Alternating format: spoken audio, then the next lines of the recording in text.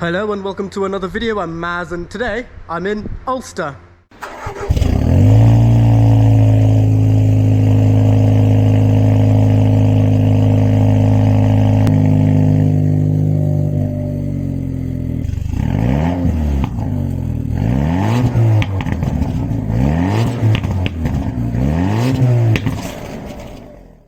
And in today's video, Dud is going to have a look at my Jaguar F-Type. Say hello, Dud.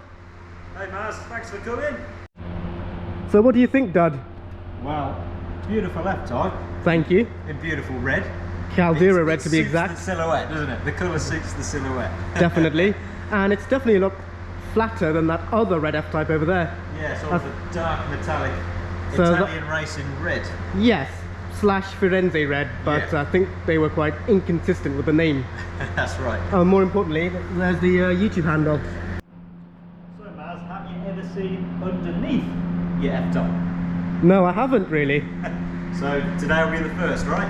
Definitely. Alright, let's get it on the lift and see what it looks like, shall we? Sure. And by the way, it's that time of the year where it's impossible to keep the car clean. This car was washed 2 days ago.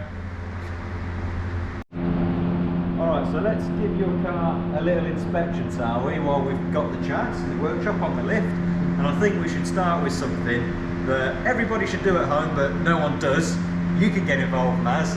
Let's check the lights, the horn, the washers, the wipers before we even take it in the air. Sure thing, Dud. So, lights, you say?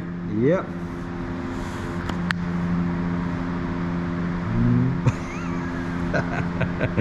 It's loading. Retake. Whoop, whoop. Aha. Very swanky way of checking it. If you're on your own, check all your indicators, all your lights work, and of course don't forget things like the number plate lights when you're checking them under the back there. Does that app allow you to do like the brake lights, or are you going to need an assistant? No, unfortunately it only flashes the hazards okay. and the running lights. Alright, so we're going to need a bit of teamwork to check the rest of Let me them. just check the back ones just in case. Sure thing. Yep, it's just the indicators on the back. Okay. Alright, I'll tell you what then. You sit in the hot seat because you know all the controls. We'll go around, check, operate all the lights and check every single bulb is working as it should. Of course. Okie coke, so we got dip beam and we got the signature LED as well. Also point out that they're both level because many of this version have dim DRLs on the left side. Yes, so a lot of these cars can go dim on the signature hockey stick on the one side. Maz's looks spot on. Try the full beam, Maz. Yeah, they're good. Do that indicator. That's good. And always remember to check the one in the mirror and this one and the one in the mirror. Beautiful. Front end all finished. We've got a bit more lights on the back. So we got number plates. We got 1, 2, 3 brake lights all working, yeah, and the side lights. Try your indicators, Maz. Yeah, left hand, right hand, and a rear fog light if you know where it is. Testing you now. Yeah. Okay, Maz says it has to be running to have the fog lights working, he thinks. And what it definitely has to be running for is the reverse lights. Now don't fly into the door that we've just shut. 1,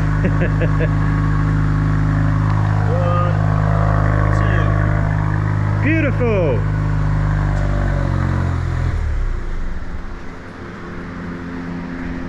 Give us a honk of the horn, Maz, let's check it works. Because some people, they hardly use their horn. I don't know whether you do. Yours is all good.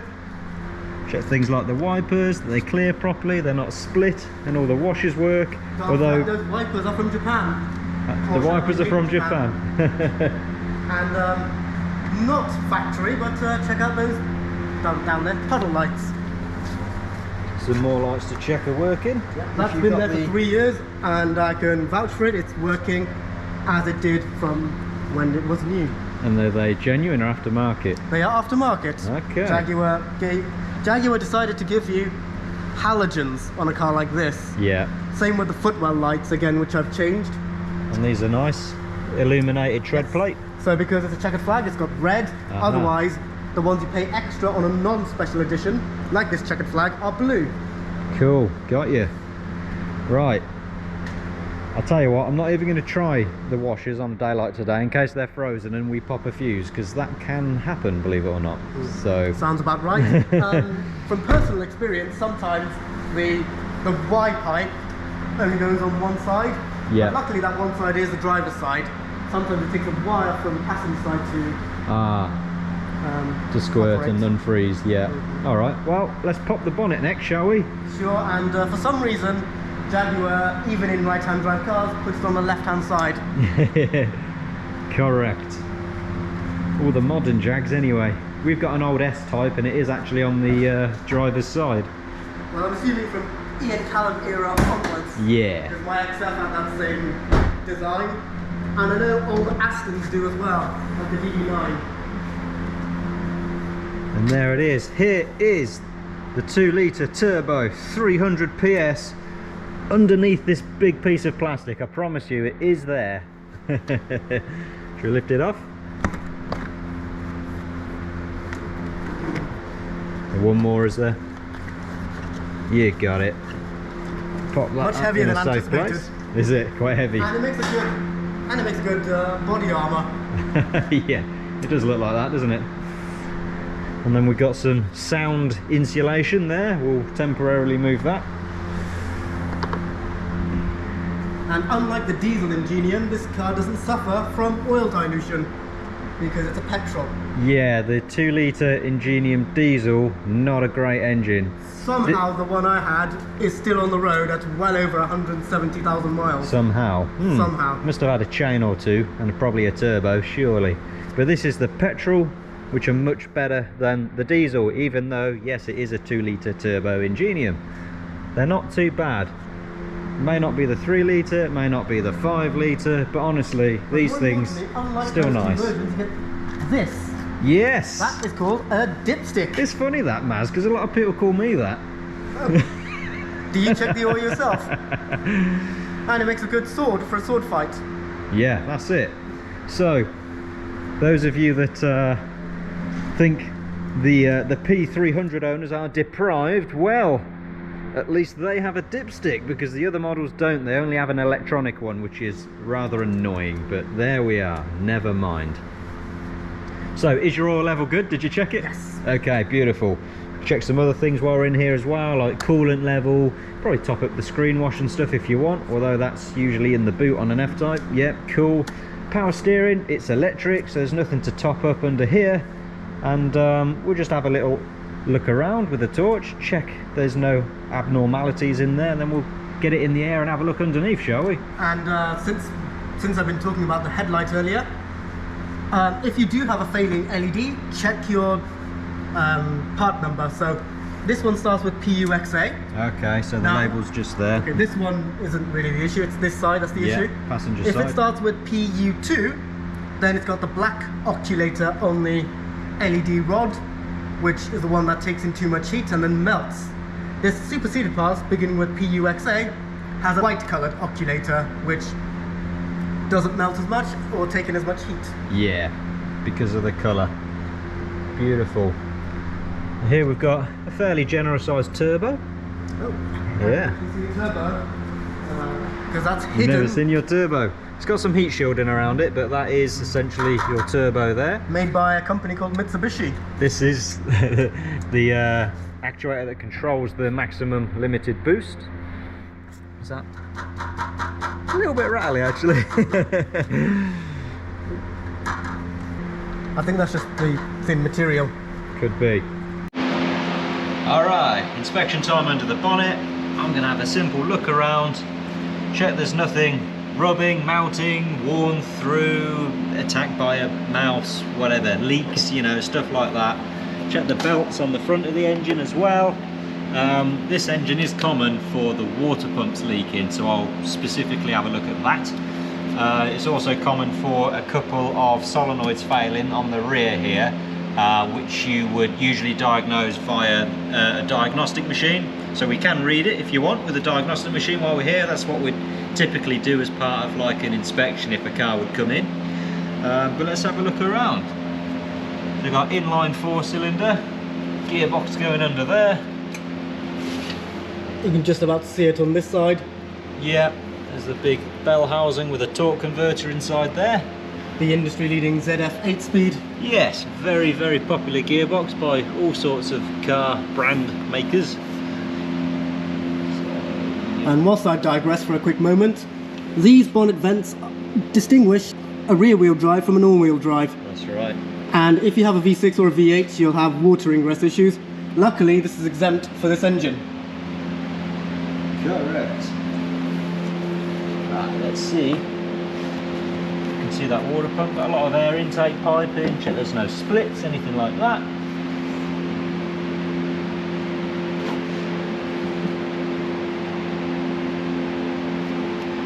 There's the water pump. Ooh. You know what? I'm going to go ahead and say early days of water pump leak. It's slight, but can you see there's some stuff that's flicked up there at the end of my finger. That looks like coolant flicking off the pulley for the water pump. And also, can you see the sort of white-ish coloured staining, sort of a powdery colour with maybe a hint of pink in it? Again, that is early days of coming from the water pump. And I might have a right water pump all the way here. down there on the silver pipe.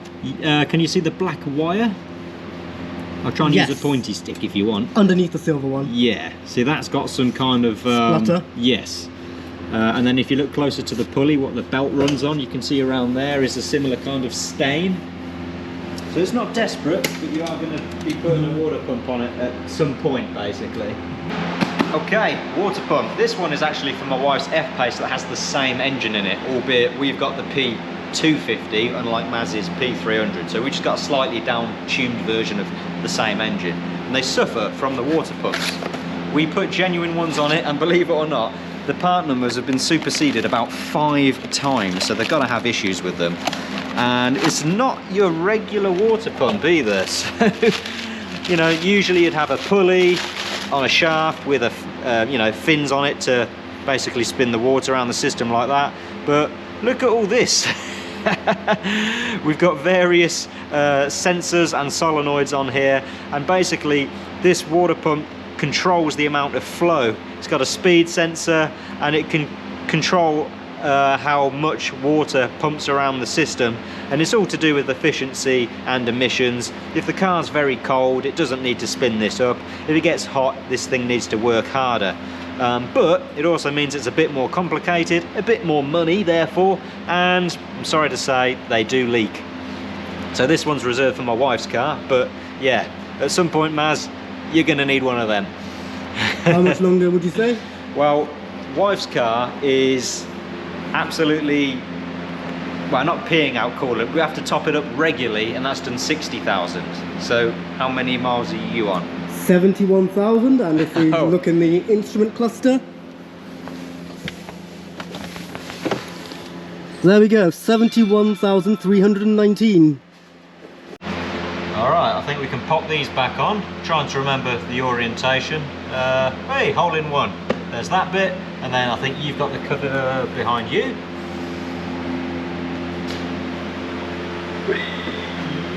Thank you. It's a big cover, isn't it? Assuming to cover all that negative space around it.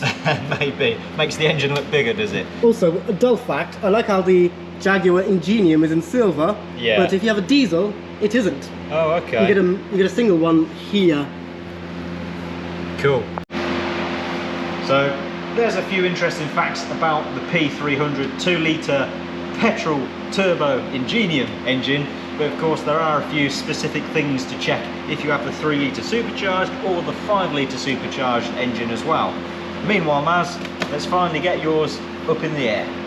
Okay, so I put the rubber blocks under here, and it's going on our scissor lift, which you may have noticed is flush with the floor. That means we can get super low vehicles on. So if you've got a lowered car or a really sporty car, not a problem. Now, Maz, you can push the up button and send it up. Sure. One last thing before I do that. Have you noticed that spat on the front wheel arch? It's red. Is not there on another F-Type. It's originally from an XK.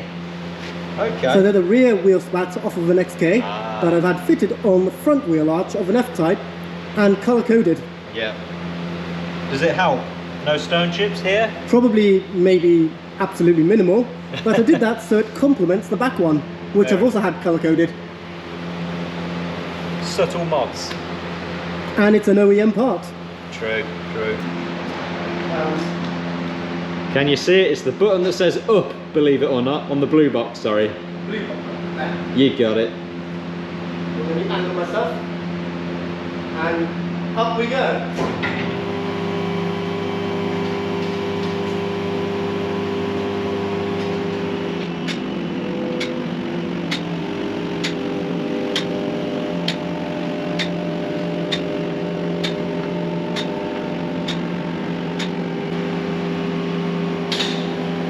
That'll do, I think, won't it?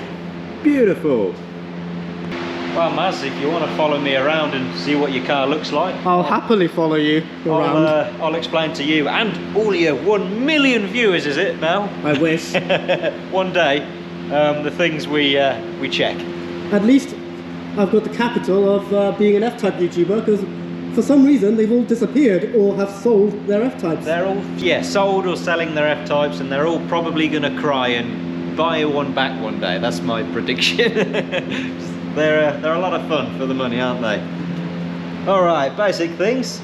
Tyres, which you should check at home, really. As always, it's the only part of the car that touches the road. That's right. And if you struggle to see it all, you can turn your steering all the way out and then you can see across all the way. You can try and check your own discs and brake pads. You can actually check there's still some friction material left on there, which, Mars, you got plenty. They're like nearly new. They've been recently changed. Makes sense. Let's check the other side as well. So we got a little bit of wear going on here. It's not like you need to change it now, but I'd keep an eye on that. So it might be worth checking the wheel alignment if it's wearing more here than this side. And again, remember to keep an eye on that. Turn your wheel all the way out. Check there's no cords or anything starting to show here. If you start to see cords, it becomes dangerous and you need to change it at that point, yeah? That wheel definitely needs replacing. Does it? Because it's flaking away and it's a diamond cut wheel. Ah, fun fact, I've got a way of refurbing these. As you can see, the badge is no longer flush. Okay, it looks okay though. OCD triggering. Now I've got a way of refurbing these with powder coat, so it looks like diamond cut, but then it's got actually a few different layers of protection so you don't get the horrible corrosion and stuff. So yeah, there's a new way of powder coating where basically you powder coat it black first, mask it all off, spray it in this like really shiny silver that looks kind of like diamond cut. So when it's clean, does it have that shine? Yeah, it does, it does. It's not far off this, it mimics it, but it's not actually diamond cut, so you don't suffer with the same kind of discrepancies that these do, if that makes sense. So if you've got diamond cut wheels, you need a refurb, and you really want them diamond cut again, perhaps consider that. I will, definitely. Right. And yeah, I've got Union Jack valve stem caps and Union Jack center caps. Matchy matchy. Alright, carrying on under here, I'm going to check some of your suspension and just have a look out for any other components. So this here is the classic banana arm, as I call it, or as many people call it. No prizes for guessing why, if you see the shape it's in. Banana for scale? If you look up this way, it's clearly... There's a twig here. That can... You can keep that if you want. But yeah, if you catch the angle up this way, the camera has, you'll see that arm is deliberately in the shape of a banana, hence banana arm. Now, fruity. These bushes here, they tend to become a bit worn and they get a bit of play in them, and we do an uprated one. Now that, it's got a bit of flex and it's designed to have some in it, but not excessive flex, and that feels okay to me, that one. So that's the thing to look out for. Easy to bend wheels, especially this edge, because there's no spokes here, so it's not very strong. So give it a spin and check there's no buckles or wobbles going on there. And then all the other ball joints like this, we go around all of them, and there's a lot of them, and just check with the bar that there's no movement where there shouldn't be, basically.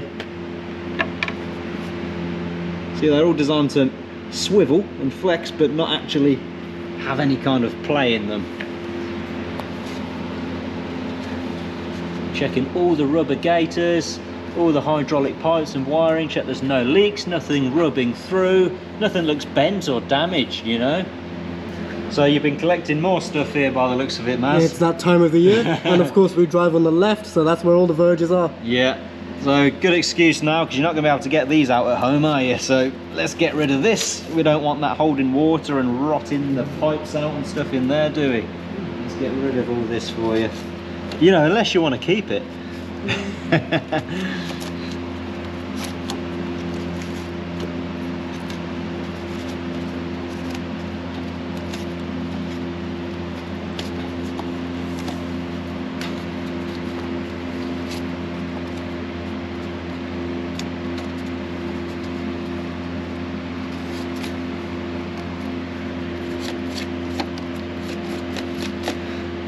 Here we have some more if you enjoyed that.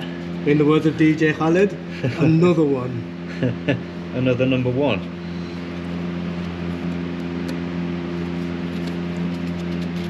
Bit off topic.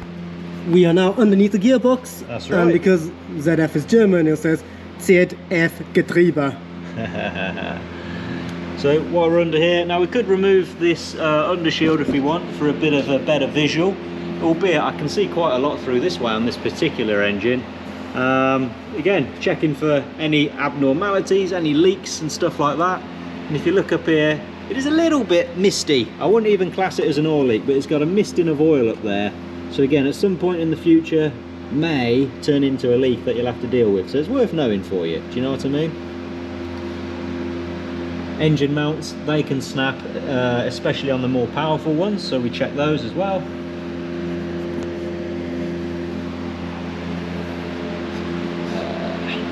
Checking the exhaust and all the fuel and brake lines front to rear. So this thing hanging down here, that's a vacuum line for your exhaust valve. So we'll see if we can shuffle this along and just get it a bit better position. Something like that. Might even tie that there, just so it's safer, so you don't snag it one day. In fact, what's this? What is this? I think this is meant to do that job, isn't it? There we go. Beautiful little fix, free of charge, eh? Exhaust. In this economy. Yeah, still looking good, no major corrosion there. It's quite big, it's always nice. And then yours, a Y-pipe. Yeah, you got a Y-pipe underneath on your exhaust. Now these braces that go underneath these F-types typically corrode really badly, and we do a service where we remove them, shot blast them, powder coat them and put them on again. In fact, this particular one, which is usually the first and worst one to go, we do an uprated one of our own, and we actually galvanize it and then replace all these bolts with stainless ones. But you don't need to do that anytime soon. It seems good on this side. Yeah, yours is very good underneath, to be honest with you. And just remember, just a reminder, this is at 71,000 miles. Yeah, it is particularly good condition by the looks of this one. Unfortunately, for most of the remainder of this video, the audio has seemed to have gone. Okay, so here I'm talking about the active exhaust valves. The 2 litre has 1 active exhaust valve. The 3 litre and 5 litre have 2. They do commonly break, they seize up, they squeak, they're kind of unreliable, which is why we do a popular upgrade and change them for electric ones, which give you more reliability and full control, whether you want like full loud mode or full stealthy quiet mode all the time. So that's what I'm talking about in that clip.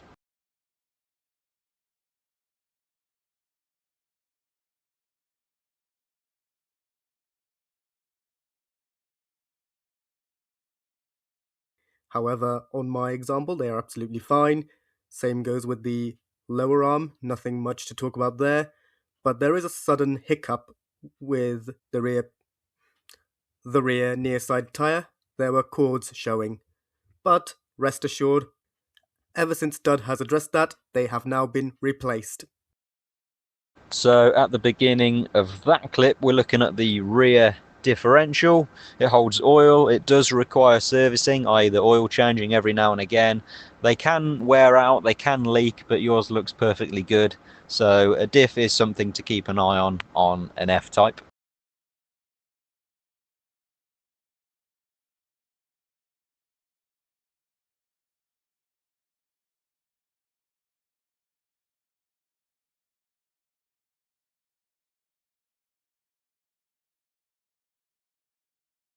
We're checking the vehicle at waist height, so we're checking all inside the wheel arches, checking any pipes, wiring, suspension components.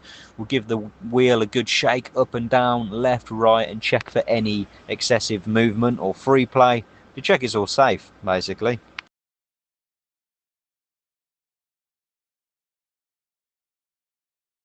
And here we're talking about the wheel nuts. So although they look shiny, that's just the cap, which you can't remove. It's kind of permanently crimped onto the actual wheel nut, which is mild steel underneath, and that rusts. You can't really see it very easily, but it rusts, and that makes them sort of swell up and expand into a more rounded shape.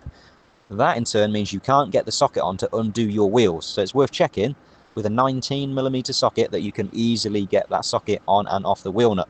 If you can't, change your wheel nuts for some solid ones, and we do have them on our shop, by the way, raptordesign.com. Yeah, it's a solid nut, so then they won't ever swell up again. If they're already swollen and you can't get a socket on to get them off, we have a 19.5mm socket, and that's typically how we would get them off.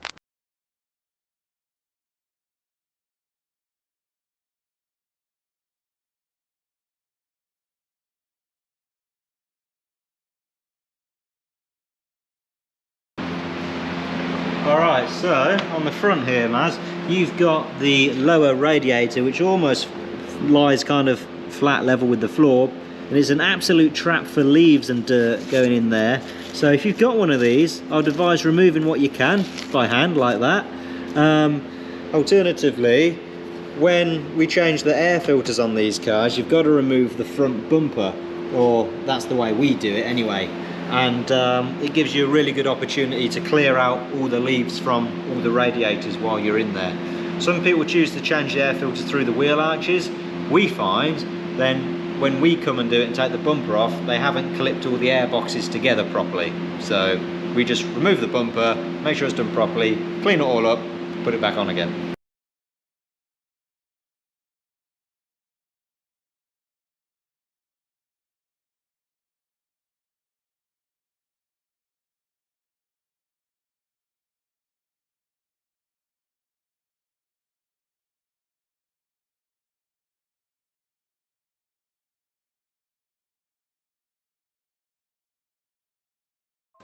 Yep, and here we've just got the diagnostic machine plugged in, checking for fault codes, and it can be usual that it records any little glitch it's had over time. Could be caused by weather conditions, low voltage, anything like that. And not all of them are for your attention. You know, you need the experts to have a look and decide whether actually it's worth your attention or not. So yours had a load of phantom fault codes in there, but not actually anything to worry about. So overall, it's in good health. Well, thanks, Maz. It's been a pleasure, Dud. That's an inspection on Maz's car. Obviously, we can film a lot more and go a lot deeper, but you don't want to be here all day. I'm sure you're having fun watching his channel, but you know, we've got to cut it at some point, right? Maz, as a little bonus for your viewers, I'm going to give you a discount code, okay? We're going to use the Maz 500. So if you want to book in at Wraptor for an inspection like this, or a service, or any other type of service that you need on your Jag or Land Rover, if you're watching, you can use Maz's discount code, Maz500, and that means you'll get, as a little benefit for watching this video, 10% off the entire bill. Thank you so much, Dud. So that's it for today's video. I hope you enjoyed watching Dud inspect the Jaguar F-Type. Like the video if you enjoyed it, subscribe if you are new, ring the bell to stay up to speed, and I'll see you guys next time. Cheers!